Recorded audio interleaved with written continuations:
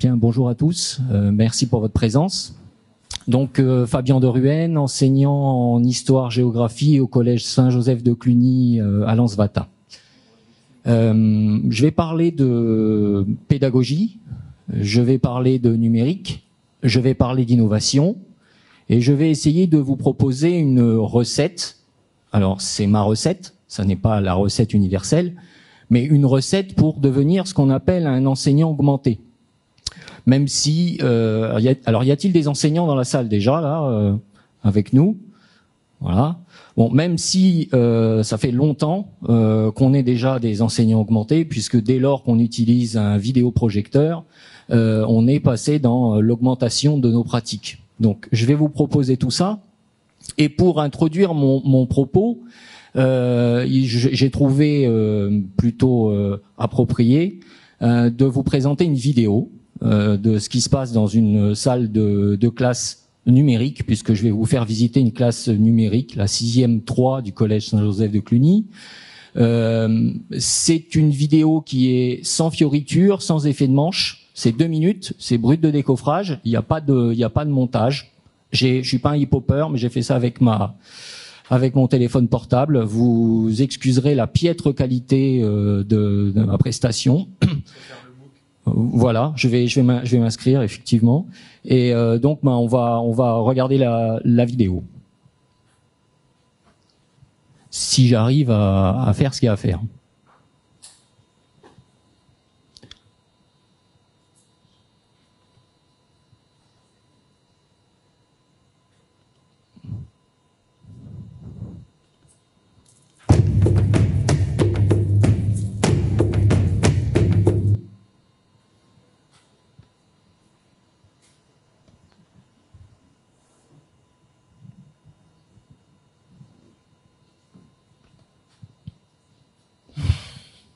Je n'ai l'habitude que de travailler qu'avec la souris.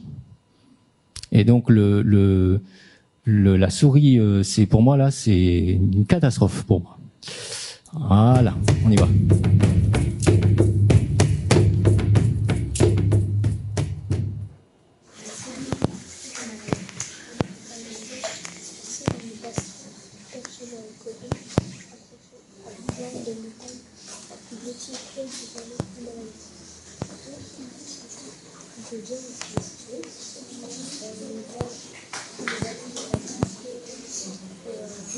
Kenny, assieds-toi correctement, s'il te plaît.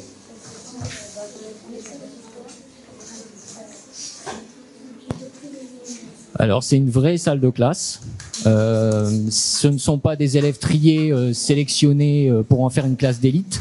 Donc, le principe de la classe numérique, c'était de proposer à des élèves de 6e, à 2 classes de 6e, de leur proposer la tablette numérique comme un outil supplémentaire à disposition de la trousse qu'ils ont habituellement, du cartable qu'ils ont habituellement, de leurs livres et de leurs cahiers. Ça n'est pas une classe qui prône le tout numérique. D'ailleurs, vous allez le voir là, avec cette jeune fille, Simone, il lui est arrivé, hélas, un souci. Elle s'est fait voler sa tablette à la maison. Quelqu'un est rentré chez elle, lui a volé sa tablette, et les activités sont proposées, sont prévues justement pour j'ai ma tablette, je travaille parce que ça me permet, on va le voir, ça apporte quelque chose, mais je peux continuer aussi à travailler à l'ancienne avec le bon vieux stylo, le bon vieux cahier, et donc il ne doit pas y avoir de gêne en cas d'oubli. Ce sont des élèves, c'est aussi une classe qui accueille beaucoup d'élèves dyslexiques. On essaye de voir ce que la tablette peut apporter au niveau des apprentissages pour ces élèves dits 10, sachant qu'il n'y a pas que les dyslexiques. Et c'est une classe mixte, autant de garçons que de filles. Voilà. Alors la vidéo va bientôt s'arrêter, et donc là maintenant, moi je vais vous proposer les coulisses de cette activité simplissime. Alors une activité volontairement simplissime, je vais vous expliquer pourquoi.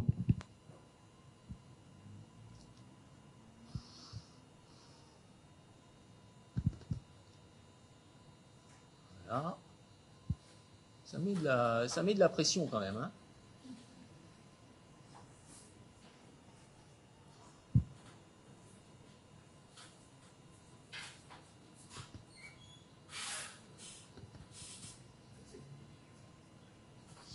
Donc, Ce qu'on entend souvent depuis que j'enseigne et que je me suis mis au numérique, puisque cette aventure pour moi elle a commencé il y a à peu près 5 ans, ce que j'entends souvent quand je parle de ça à mes collègues, c'est trop compliqué, ça demande trop de temps, c'est impossible à faire, et puis de toute façon ça marche pas. Et moi, ce que j'ai voulu montrer à travers cette activité que je vous présente aujourd'hui, c'est qu'on peut faire des choses finalement très très simples, simplissimes, en utilisant des tablettes en classe, et que ces activités simplissimes, elles apportent quelque chose aux élèves et aux enseignants. Et c'est la première entrée, si vous voulez, de la recette, c'est le premier ingrédient. On en a beaucoup parlé depuis le début de Diginova, c'est la valeur ajoutée, c'est la plus-value. C'est-à-dire que quand je fais du numérique, c'est pas je fais du numérique simplement parce que c'est la mode ou c'est tendance. Je fais du numérique parce que ça va m'apporter quelque chose. Alors ça va m'apporter quelque chose puisque je suis enseignant, ça va m'apporter quelque chose dans mes pratiques en tant qu'enseignant. Donc ça va m'apporter du confort, mais ça va aussi surtout m'apporter une montée en compétences, ça va m'apporter des interactions avec mes élèves, ça va m'apporter de la collaboration entre mes élèves. Donc il y a un certain nombre de choses que je vais rechercher. Donc c'est la première entrée. Je veux me mettre à l'utilisation des tablettes ou des téléphones en classe. Qu'est-ce que je veux en faire? Parce que si je n'ai pas cette réflexion en amont sur la plus-value, ça ne sert à rien. On utilise le numérique, là, la tablette, comme gadget. Et ça ne marche pas. Ça ne fonctionne pas. Parce que, à la limite, autant continuer sur le cahier ou avec le stylo, de faire nos activités qui fonctionnent très bien par ailleurs. Alors, pourquoi je me suis mis à m'intéresser au numérique et pourquoi j'ai voulu plonger dans cet univers du digital? Eh bien parce que après une longue période d'arrêt de mes fonctions d'enseignant, parce que j'occupais d'autres fonctions, je me suis retrouvé en face de classes où je me suis senti plus du tout dans le coup. Après 8 ans d'arrêt, j'ai senti que ma pédagogie avait sérieusement du plomb dans l'aile. Parce que j'avais en face de moi des élèves qui n'étaient pas du tout acteurs de leurs apprentissages, mais consommateurs, je suis assis, bonjour monsieur, je suis poli, je sors mon cahier, je sors mon livre, mais finalement, la seule chose que j'attends, c'est la trace écrite. En fin de cours ou au milieu du cours, je me jette sur mon stylo, et le seul moment où les têtes se lèvent, où les yeux brillent, et où les cœurs se remettent à battre en classe, c'était le moment où je leur donnais la trace écrite. Et j'ai trouvé ça très déstabilisant, et puis surtout stupide. Parce qu'en réalité, aujourd'hui, j'ai envie de dire qu'un cours, on peut le retrouver sur Internet. Donc il y a beaucoup de choses que je vais moi récupérer sur Internet pour les donner à mes élèves. Et donc je me suis dit c'est complètement débile et il va bien falloir à un moment donné que je fasse autrement, que je revoie, que je revisite, que je refonde ma pédagogie. Et de manière totalement fortuite, un jour je leur ai proposé. Donc on était dans un lycée professionnel, j'étais dans un lycée professionnel à ce moment-là, à Nouméa. Et je leur ai proposé de sortir, dans le cadre d'une activité, de sortir leur téléphone. Et là, j'ai eu une concentration, un travail, une mise en action de mes élèves que je n'avais pas vu depuis le début de l'année. Et je me suis dit, go, il y a quelque chose à explorer. Alors, je me suis intéressé grâce à Internet, à tout ce qui pouvait se dire et se faire sur la pédagogie à partir du numérique. Et la première entrée, c'est donc les plus-values. Donc, qu'est-ce que je veux augmenter? D'où l'idée de professeur augmenté et d'où l'idée de augmenter sa pédagogie grâce au numérique. Qu'est-ce que je veux augmenter dans mes pratiques? Qu'est-ce que je veux rendre meilleur? Qu'est-ce que je veux rendre plus efficace, plus efficient? Et les outils numériques sont plutôt pensés dans le champ de la collaboration, des interactions, des échanges, de l'immédiateté, des feedbacks. Et donc, je me suis dit, tiens, là, il y a quelque chose, il y a un élément de réponse. Donc, moi, et vous l'avez vu dans la vidéo, je l'espère, ce que j'attends de mes élèves, c'est d'être acteurs, c'est de collaborer, c'est d'agir, c'est de penser en classe, pas simplement recopier bêtement un cours que l'enseignant donne et qu'à la limite il pourrait retrouver de manière peut-être même mieux rédigée sur d'autres sites ou même dans les manuels scolaires. Donc, je me suis concentré, moi, sur ces 3 premières grandes plus-values que vous voyez qui s'affichent en orange, là. C'est-à-dire, je voulais encourager la collaboration, je voulais renforcer l'engagement et je voulais favoriser les interactions. À partir du moment où ça s'est engagé, il y a tout un chapelet d'autres plus-values qui viennent se rajouter à ces trois premières fondamentales pour moi. C'est pour ça que je parle de une recette. Ce n'est pas la recette universelle. Et chaque enseignant qui pratique peut-être déjà le numérique a des plus-values qui sont totalement différentes. On le verra peut-être tout à l'heure avec Nicolas sur l'ENT. Alors, une fois que j'ai défini ma plus-value, voilà, je sais ce que je veux faire avec mes tablettes, en l'occurrence, puisque au Collège Saint-Joseph de Cluny, on travaille sur des tablettes, parce qu'il y a un certain ministre de l'Éducation nationale qui a dit que les téléphones, c'était pas bien, alors que c'est génial, mais bon, c'est pas grave. Il faut choisir ces outils numériques, avec un vrai problème. C'est que il y a autant d'outils numériques à destination de la pédagogie que de jours dans une année scolaire ou même une année tout court. Et donc, on peut très bien utiliser chaque jour un outil différent. Alors moi, je me concentre sur les 4 mêmes depuis, alors sauf pour la cuisinière là. Mais que ce soit Edpuzzle, Nearpod, ClassDojo, ça fait 3 ans que j'utilise les mêmes outils. Alors, Edpuzzle, pour ceux que ça intéresse, c'est pour faire des vidéos interactives. Je crée une vidéo, je récupère une vidéo, je pose des questions, j'envoie ça sur un espace numérique de travail genre Pronote. Voilà, le lien, les élèves ouvrent, ils lancent la vidéo, et ils ont des questions qui apparaissent au fur et à mesure sur la vidéo. Ils doivent répondre. Alors on peut faire des A, B, C, on peut faire des questions ouvertes, etc. Ils répondent et l'enseignant reçoit les feedbacks. Il reçoit les réponses avec possibilité de renvoyer une correction, de renvoyer des commentaires ou une note pour un entraînement, pour une évaluation. Nearpod, c'est l'outil que j'appelle le vrai couteau suisse au niveau des outils numériques. Vous imaginez, vous êtes sur votre téléphone ou sur votre tablette, comme en classe. Moi, je vous envoie le contenu que vous voyez là, avec entrecoupé d'activités, de questions, de brainstorming, de quiz, d'activités, de photos que vous pouvez faire ou retoucher, et vous postez tout ça sur votre tablette.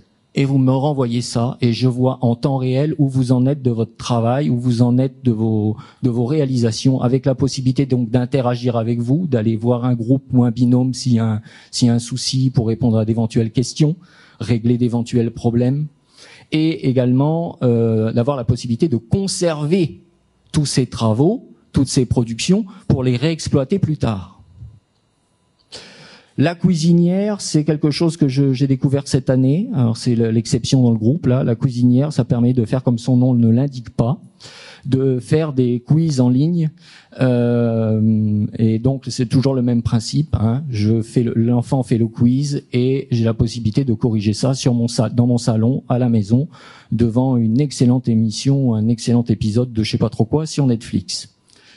Et puis ClassDojo, c'est un outil qui cherche à travailler, qui pointe tout ce qui tourne autour de la ludification, c'est-à-dire que vous connaissez peut-être, les élèves ont des avatars, sont des petits monstres et qu'ils peuvent modifier. Et à chaque fois qu'il y a une production, qu'il y a quelque chose qui est positif en classe, on clique.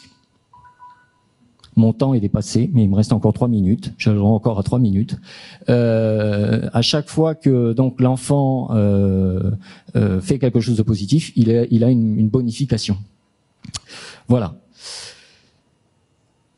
Alors, bien sûr, comme je touche une brique du mur, comme je touche à un rouage du système, c'est tout le système qu'il faut retravailler. C'est-à-dire que je repense les outils, je repense l'utilisation que je vais en faire en classe, et donc forcément, à un moment donné, je peux me rendre compte que ma pédagogie n'est plus adaptée en tant que vieille façon de faire, de vieilles habitudes que j'avais. Et donc, il a été aussi nécessaire pour moi, c'est dans la recette, de repenser ma pédagogie. J'ai découvert notamment que depuis des années, sans le savoir, je faisais du socio-constructivisme.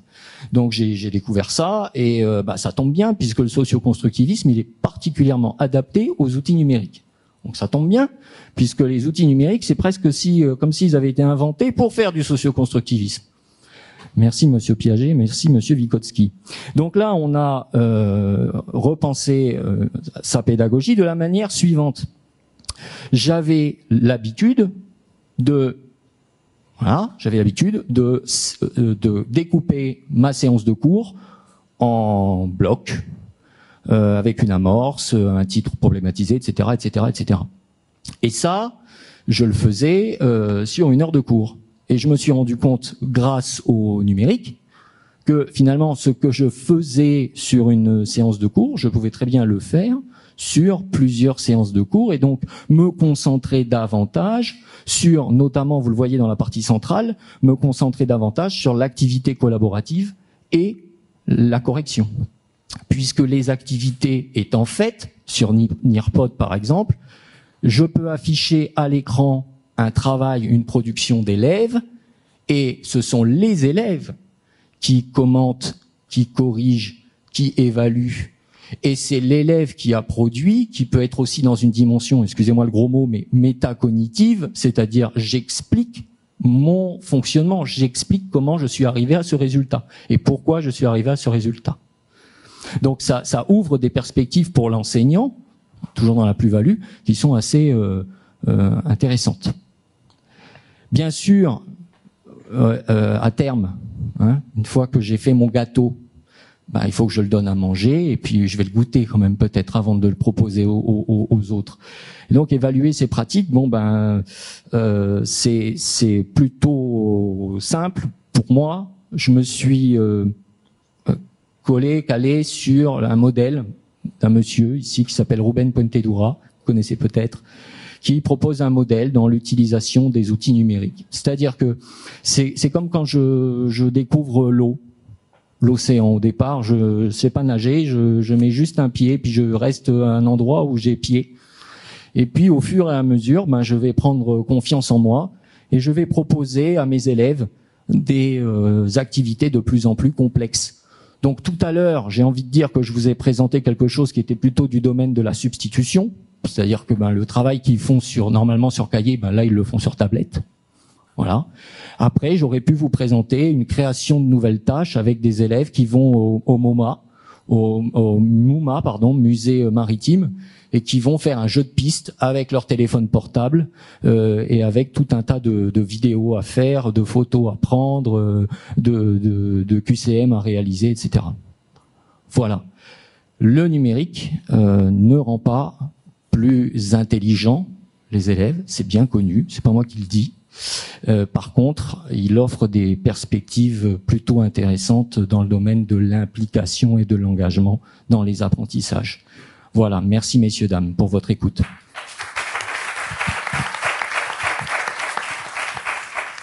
Merci monsieur Desruelles. Alors, petite précision sur l'interdiction des téléphones portables en collège.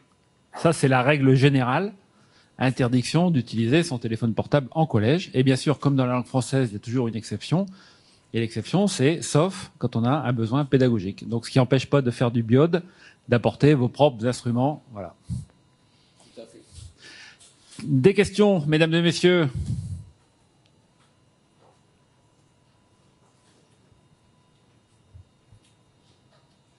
Je vois que le propos a été très clair, donc. Mais voilà, le numérique ne transcende pas la pédagogie. C'est un outil, c'est un environnement. Et après, voilà, la pédagogie, ça reste la façon de générer, de favoriser les apprentissages dans les élèves, premier degré, collège, lycée, et, université. Mais voilà, c'est qu'un outil supplémentaire. Ça n'empêche pas aussi de garder la partie gestuelle et présentielle de l'enseignant. Le coût de la mise en place.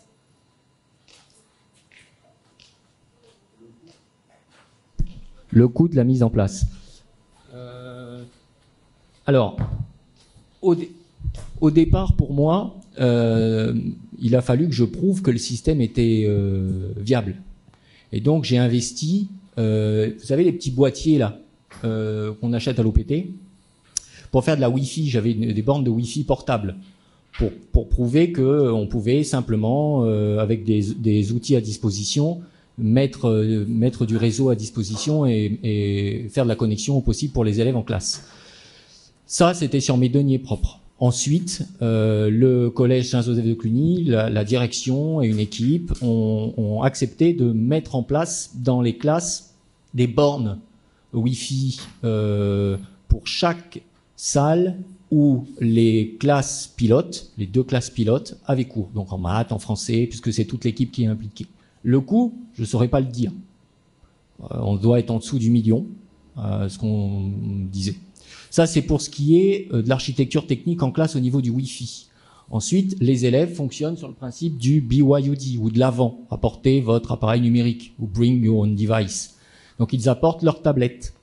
De façon assez étonnante, toutes les catégories sociales du collège de Cluny, attention, on parle du collège de Cluny, mais toutes les catégories sociales du collège, les parents ont consenti à faire cet effort et à payer à leurs enfants une tablette pour qu'ils puissent suivre en classe.